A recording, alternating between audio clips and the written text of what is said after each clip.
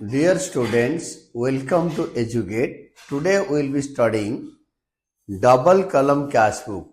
वो cash book जिसमें दो कलम बनता है, एक कैश और एक bank. See the practical. Prepare two column cash book from the following transactions. 2024 is the year, 1st March, cash in hand and cash at bank. जब cash book बनेगा, आपको पता है दो कलम बनेगा, कैश और बैंक। ये जो कैश इन हैंड, इसके लिए दो कलम्स, तो to balance brought down. March 1 को to balance brought down, 15,000 and 50,000। Cash column में 15,000 और बैंक कलम में 50,000 लिखो। Then purchased goods for cash, purchases to cash. Cash account में कैश कलम में by purchases, March 3 by purchases 6,000 cash column में। Then deposited in bank 5,000, deposited in bank 5,000। It is bank account debited to cash account. Journal बनाओ, post करते जाओ। Bank account debited, bank account debited to cash account March 5।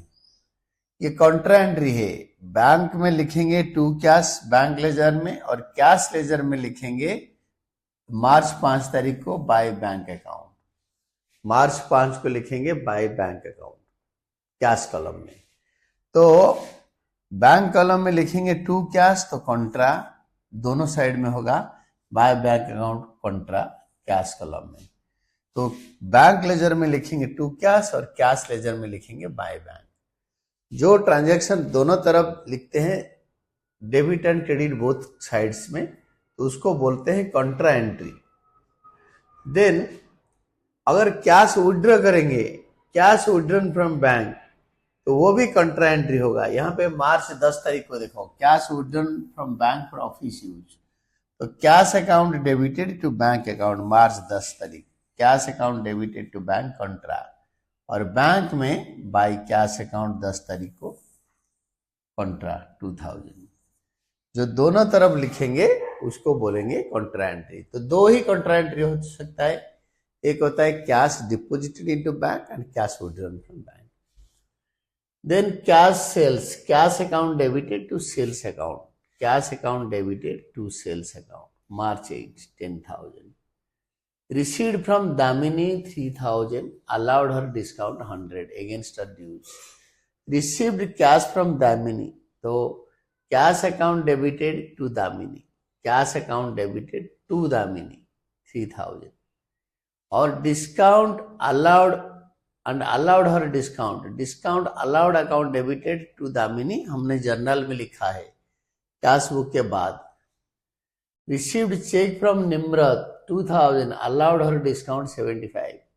तो bank account debited to Nimrat 2,000, cheque का amount 2,000 होगा। देखो, bank account debited to Nimrat 2,000 and discount allowed account debited to Nimrat, वो आपके journal में पास करेंगे साथ साथ इसका। That is called journal proper. और यहाँ पे तो चेक रिसीव्ड फ्रॉम निम्रत, और बाद में निम्रत का कोई एंट्री नहीं है। देखो, Nimrat cheque deposited to bank अगर होता 26 मार्च को, तो हम उसको जर्नल में पास करते cheque in hand to Nimrat. But यहाँ पे आगे कोई इंफॉर्मेशन है नहीं।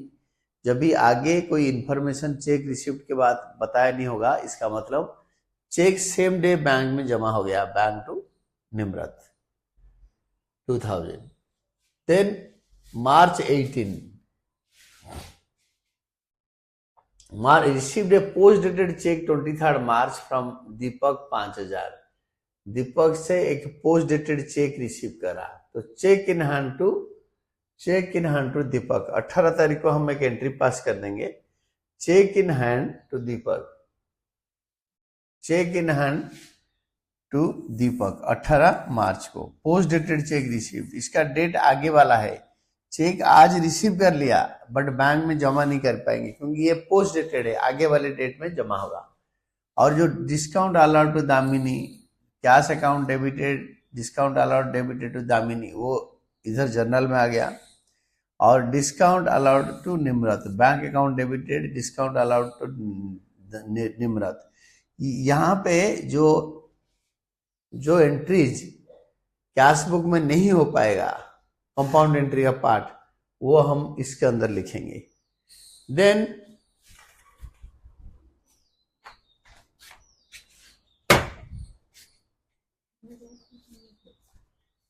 आपके जो नेक्स्ट एंट्री होगा इसके बाद, इसमें cheque in hand to Deepak, ये चेक हमने ले लिया, post dated cheque. Post dated cheque आज बैंक में जमा नहीं हो सकता, जब जमा होगा तब bank to cheque in hand कर देंगे। 18 तारीख के बाद आप देखो, 18 के बाद यूर CG 23rd, cheque received from Deepak deposited bank 23 तारीख। जो चेक हमने लिया था उसको बैंक में जमा करने, तो bank account debited to cheque in hand 23rd March को, क्योंकि इसका जो डेट था जिस दिन लिया था वो 23rd मार्च का डेट था, और हमने 18 को लिया और 23rd मार्च को जमा कर दिया। So that is bank account debited to check in hand. Then March 24 issued check 2500 to Chandar, allowed her discount 125. Cheque का अमाउंट 2500 है। Issued cheque to Chandar, Chandar debited to bank to discount received account. तो bank में by Chandar 2500, by Chandar 2500.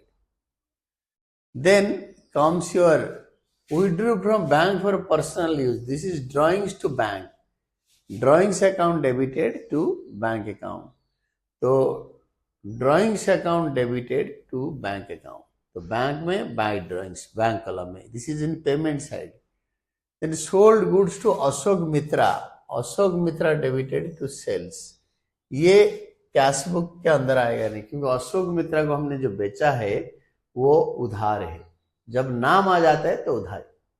Purchased goods from Chandar, purchases to Chandar, ये भी नहीं आएगा। ये दोनों जर्नल प्रॉपर में पास होगा, बेटर होगा ये सेल्स बुक में आएगा, ये परचेज बुक में आएगा अगर बन रहा है तो। Received cheque from Ashok Mitra 2000 and deposited it on the same day in the bank.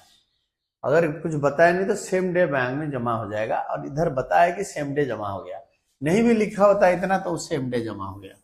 That is bank account debited to Ashok Mitra, bank account debited to Ashok Mitra 2000।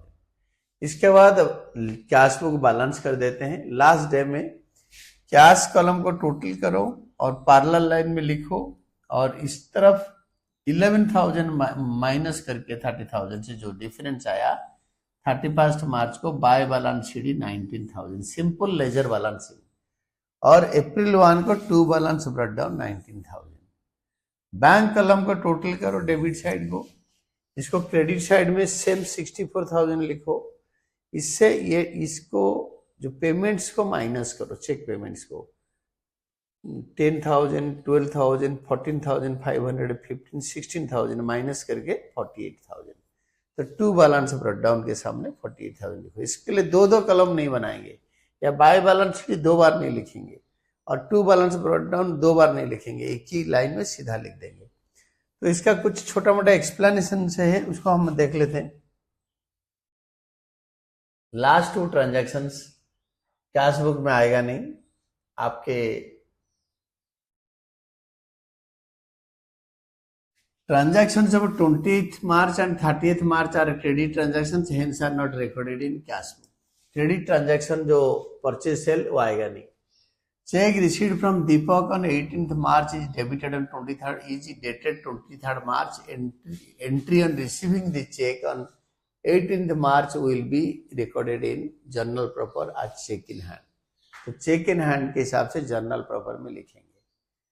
Discount allowed, discount received, check received from Deepak but not deposited will be recorded in the books by passing the following journal. ये सारे में discuss कर चुका हूँ। Last entry जो discount received होगा that is Chandar to discount received, जब हम उसको पेमेंट करें तो वो होगा। नेक्स्ट हम करेंगे कैश एंड बैंक ट्रांजैक्शन से आरडी स्टेशनरी हाउस का। RD stationery house Delhi, proprietor Pramod, prepare double column cash book for the month of April. पूरा महीने के लिए बनाओ और बैलेंस कर दो। Cash in hand, cash at bank, ये टू बैलेंस ब्रेक डाउन में आएगा. And format you know, amount column को डबल कर देते हैं, that is all to balance break down. इसका टू बैलेंस ब्रेक डाउन में हम लिख देंगे 88,000 एंड 1,10,000 अप्रैल 1 को. This is the format. Then purchased goods from Amar and paid by cheque. तो this is purchases account debited to bank account, क्योंकि हमने अमर से गुड्स खरीदा और we paid by cheque. By purchases account 14,000. It is not Amar to bank. आपको cash book में posting करने के लिए you should be an expert in journal. अगर जर्नल का एक्सपर्टीज होगा तो आप कैश बुक में लिख सकते हैं. You should be expert in journal. तो purchases account debited to bank account. Then comes your purchases to bank के बाद कैश परचेज अब 16,000 लेस ट्रेड डिस्काउंट. 16,000 का कैश परचेज करा, लेस ट्रेड डिस्काउंट. इस ट्रांजैक्शन को मैं आपको अच्छी तरह बताऊंगा. तो परचेजेस टू कैश 16,000 का 5% माइनस करके लिखो. By purchases account 15,200 purchases to cash. और जो ट्रेड डिस्काउंट होगा वो ट्रेड डिस्काउंट लिखते नहीं है. इसी टाइप का ट्रांजैक्शन में यहाँ पे लिखा है कैश परचेजेस ऑफ 16,000. अगर लिखा होता purchased goods by paying cash 16,000 तो कैश कॉलम में 16,000 आता. यहाँ पे लेस ट्रेड डिस्काउंट. ये लैंग्वेज देखो, इसके अंदर ट्रेड डिस्काउंट इन्वॉल्व है. Then purchased postage stamps to cash या postage stamps account debited to cash account या by postage account debited to cash account 1,000. By postage account, this is 1,000. Then next one is postage account debited to cash account. Then cash sales deposited in bank 1 lakh. हमने sale करा, इसका 2 entry हो सकता है और एक ही एंट्री में भी हो सकता है. Cash to sales and bank to cash. Cash to sales and bank to cash या एक ही एंट्री भी हो सकता है. That is cash to sales then bank to cash. और हम क्या करेंगे ना, जैसे सेल करके 16,000 लिया तो डायरेक्ट इसको जर्नल में डाल सकते हैं. Bank account debited to sales account. पहले क्या सेल करा, bank account debited to sales account, this entry. Bank account debited to sales account 16,000.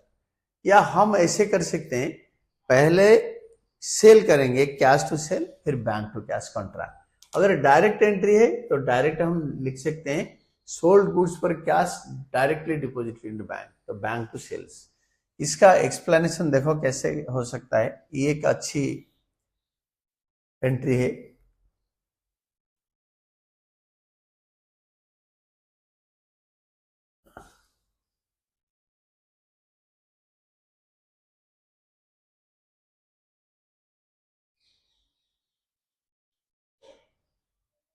तो 23 में there is no note 3.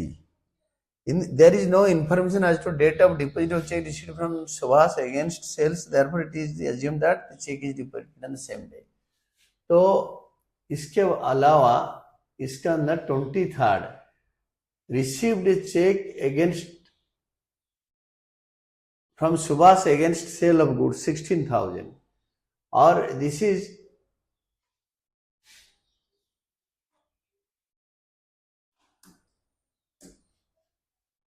received from Naresh, purchased postage stamps, cash sales deposited into bank 1 lakh. This is bank account debited to sales account. 12 तारीख देखो, bank account debited to sales account. इसका 2 entry हो सकता था. हमने direct लिखा bank account debited to sales account.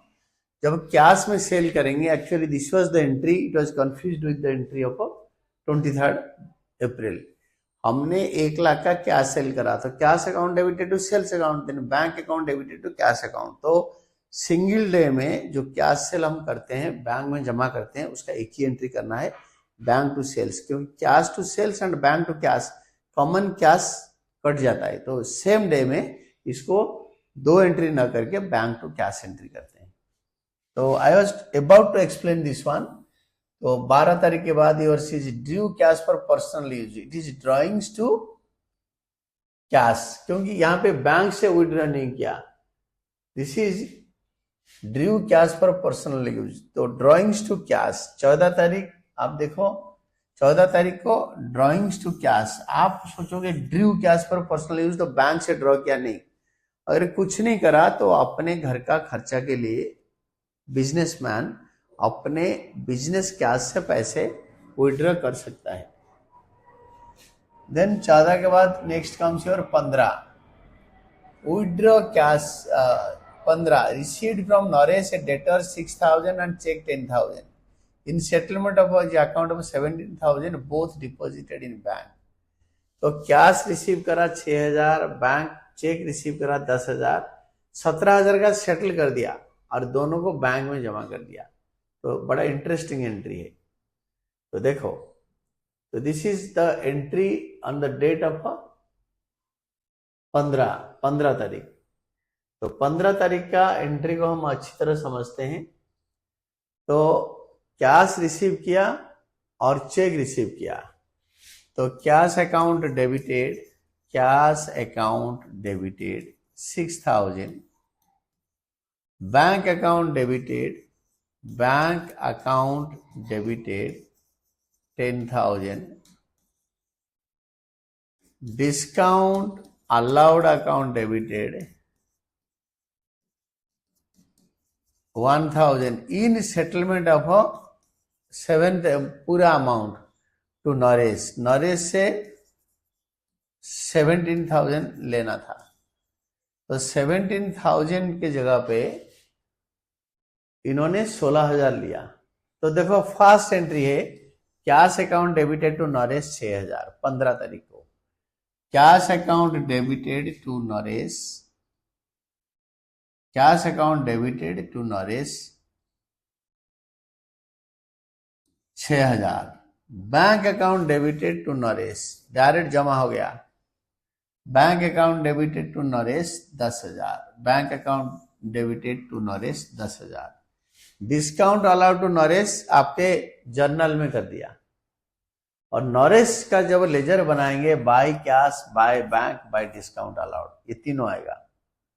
तो इसमें क्या होगा ना, खाली ये दोनों पोस्टिंग होगा, और बोल रहे both deposited same day into bank, same 15 तारीख को दूसरा एंट्री करेंगे 6,000 का, bank account debited to cash account, क्योंकि चेक तो डायरेक्ट बैंक में जमा हो गया, जो कैश रिसीव करा है उसको हम बैंक में अभी जमा करेंगे, bank account debited to cash account, this is contra entry, bank account debited, bank account debited to cash account, see आज पर कंट्रा 15 अप्रैल को बाय बैंक अकाउंट, सी आज पर कंट्रा। जो दोनों ट्रांजैक्शन कैश और बैंक का आता है, कैश डिपॉजिटेड और विड्रॉन, तो उसको दोनों साइड में लिख देते हैं। तो this was all about this transaction, और डिस्काउंट अलाउड टू नरेश 1,000 रुपए जर्नल में लिख देंगे, डिस्काउंट अलाउड टू नरेश, देखो डिस्काउंट अलाउड टू नरेश 1,000 रुपए इधर लिख दिया। देन 15 के बाद next will be going up, withdrew from bank 16,000, withdrew from bank मतलब ऑफिस का यूज के लिए, cash account debited to bank account, that is 15 तारीख को हमने बैंक से कैश विड्रॉ कर लिया, cash account debited to bank account, cash account debited to bank, cash account debited to bank account, 16,000 अपने ऑफिस के यूज के लिए विड्रॉ कर लिया, कॉन्ट्रा एंट्री, कैश में टू बैंक और बैंक लेजर में बाय कैश, कैश लेजर में टू बैंक और बैंक लेजर में बाय कैश।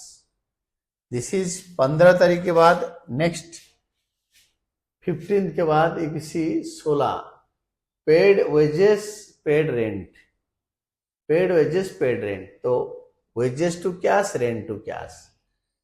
16 तारीख को wages account debited to cash account, rent account debited to cash account.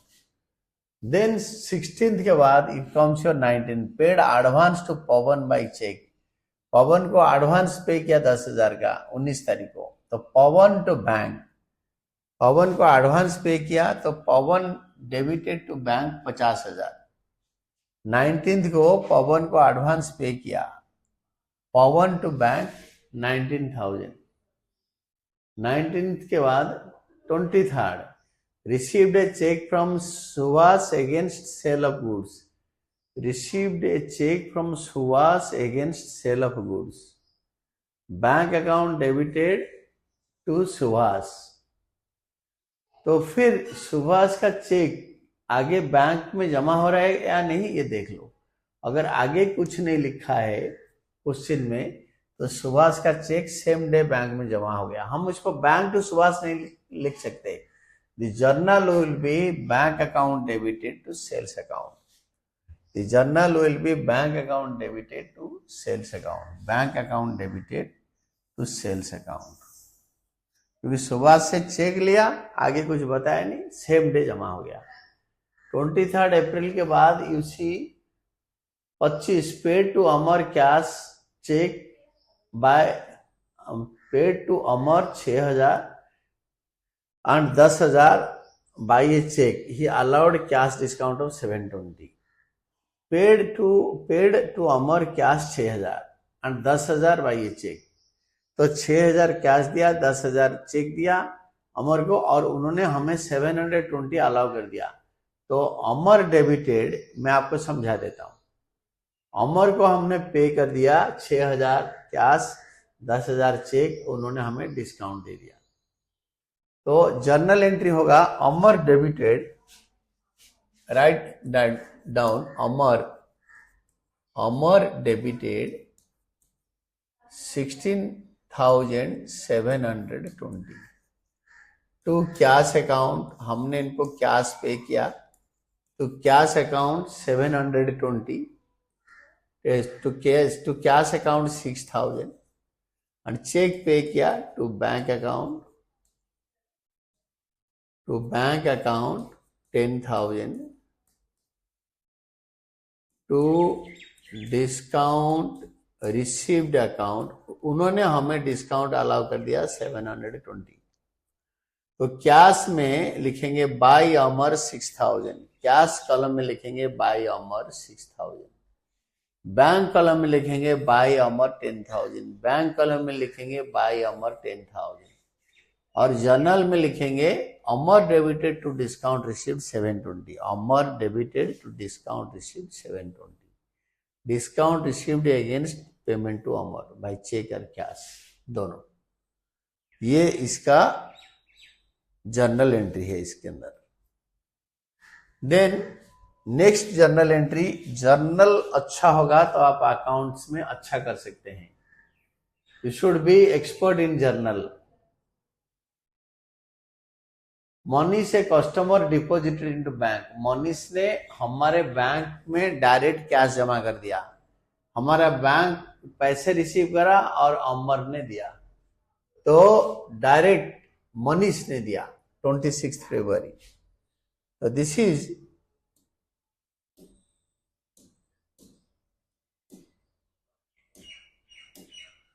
Is direct deposit into bank by a customer. हमारा customer हमारे bank में पैसे जमा कर सकता है, हमारा बैंक से विड्रॉ नहीं कर सकता हमारे अलावा और कोई भी। तो bank account debited to Manish, amount deposited by Manish into bank. Then bank charges, bank जब चार्जेस लेता है तो बैंक आपको पैसे नहीं मांगता, वो सीधा बैंक से काट लेता है। तो that is bank charges to bank, simple journal entry, bank charges to bank, that is bank charges to bank. April 30 you see bank charges to bank 2,000 और लास्ट एंट्री अप्रैल 30 का 10,000 विड्रॉ करके इनकम टैक्स पे किया। Income tax business का खर्चा नहीं होता, it is a expenditure of the proprietor, दुकान के मालिक का अपना खर्चा माना जाता है। It is simple entries drawings to bank account, क्योंकि पैसे विड्रॉ करके इनकम टैक्स पे किया उसने। देखो बड़े इंटरेस्टिंग एंट्री है, withdraw from bank for paying income tax, bank से कैश विड्रॉ करा और इनकम टैक्स ऑफिस में जमा कर लिया। तो हमारा जो फर्स्ट एंट्री होगा ड्रॉइंग्स टू बैंक, फिर उसको क्या करा, या चेक इश्यू कर दिया इनकम टैक्स डिपार्टमेंट को, तो ड्रॉइंग्स टू बैंक, या ऑनलाइन पे कर दिया income tax, that is drawings to bank. Income tax private expenditure होता है, that is personal expenses of the proprietor, that is this entry is passed, that is drawings to bank, bank column में। इसके बाद complete हो गया। Cash column को total करो 1,10,000, इसको कैश कॉलम में लिखो, डिफरेंस निकालो बैलेंस सीडी, और May 1 को next month first day 2 balance brought down, 2 ledger इकट्ठे बैलेंस हो रहा है। बैंक को टोटल करो 2,54,000, इसको टोटल में लिखो, डिफरेंस निकालो, बाय बैलेंस कैरेट डाउन 1,52,000, और 2 बैलेंस ब्रॉट डाउन 1,52,000। ये हो गया। This is all about your question. इसके बाद हम नेक्स्ट क्वेश्चन करेंगे।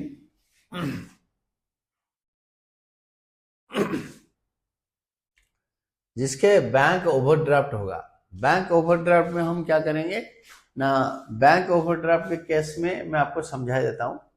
ओवरड्राफ्ट में कैश का हमेशा डेबिट बैलेंस होता है, तो we can discuss this in the next concept. तो जहां पे कि ओपनिंग में ओवरड्राफ्ट होगा, इस क्लास में हमने डबल कॉलम कैश बुक का complete transactions करे, and in the next class we'll be discussing opening और closing balance बैंक overdraft हो तो कैसे उसका ट्रीटमेंट करते हैं, and how you record that. Thank you, Team Educate.